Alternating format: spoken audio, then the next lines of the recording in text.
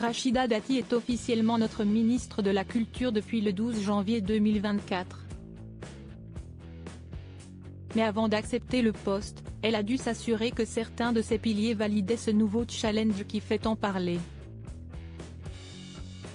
Son agenda est plutôt bien rempli.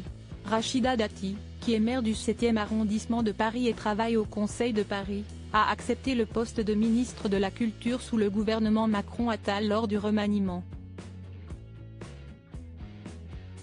Le vendredi 12 janvier 2024, elle a officiellement repris le flambeau de Rima Abdul Malak dans le grand salon dit des Maréchaux, au ministère de la Culture, sous un tonnerre d'applaudissements.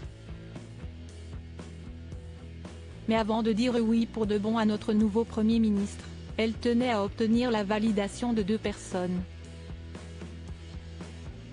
Rachida Dati a déjà été ministre. Elle a été garde des Sceaux, pendant 2 ans, de 2007 à 2009, pour notre ancien président de la République Nicolas Sarkozy. Voilà pourquoi, sans doute, elle a souhaité lui parler de cette nouvelle opportunité professionnelle. Elle l'a donc appelé, le 11 janvier 2024, alors qu'il était en plein jogging. Si est ce qu'elle raconte ce jeudi 18 janvier 2024 dans les pages du magazine Paris Match. Rachida Dati à la culture, sa fille sera déterminante dans ce choix à l'eau. Bonjour Monsieur le Président, si est Rachida, lui a-t-elle dit. Je voudrais juste avoir votre avis. Le président Macron me propose le ministère de la Culture, j'y vais ou pas? Ce à quoi son ancien patron lui aurait répondu, bien sûr, tu fonces. Tu vas apporter de l'énergie dans ce ministère.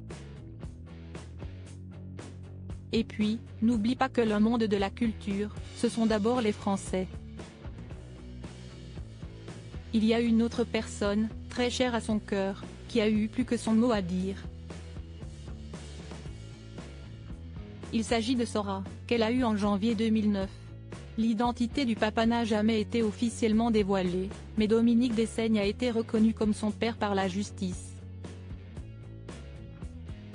Avant d'accepter, j'avais averti le président, rappelle-t-elle.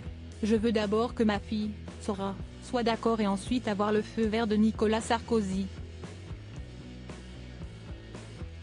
Et la petite lui a donné. Dans son nouveau bureau au ministère, sur la lampe, Sora a d'ailleurs collé un post-it avec son prénom pour que ma maman pense à moi. Un bureau laissé vide par Rima Abdul Malak, Rachida Dati heurtée. Rima Abdul Malak n'a sûrement pas apprécié d'être destituée de son titre de ministre de la Culture après 20 mois d'exercice et encore moins d'avoir été remplacée par Rachida Dati. Si est peut-être pour cette raison qu'elle est partie du ministère de la Culture situé rue de Valois en ne laissant rien à sa remplaçante dans son bureau. Malgré la splendeur du lieu et des murs, ce qui frappe, et même choque, si est la nudité de la pièce, écrit Paris Match qui nous apprend que Rima Abdul Malak n'a absolument rien laissé à Rachida Dati. Pas même un dossier, pas même l'organigramme. Ce qui eût été la moindre des politesses. Rachida y décèle un mépris de classe qui la heurte, commente le magazine. Mais qu'importe, la nouvelle candidate à la mairie de Paris en 2026 n'a pas peur des obstacles et sait qu'elle peut compter sur sa famille si fière le jour de la passation, sa fille Sora bien sûr, ses sœurs, des nièces et son frère qui dira « Je sentais que Rachida allait revenir au gouvernement ». Une très bonne intuition. Retrouvez l'interview intégrale de Rachida Dati dans le magazine Paris Match du 18 janvier 2024.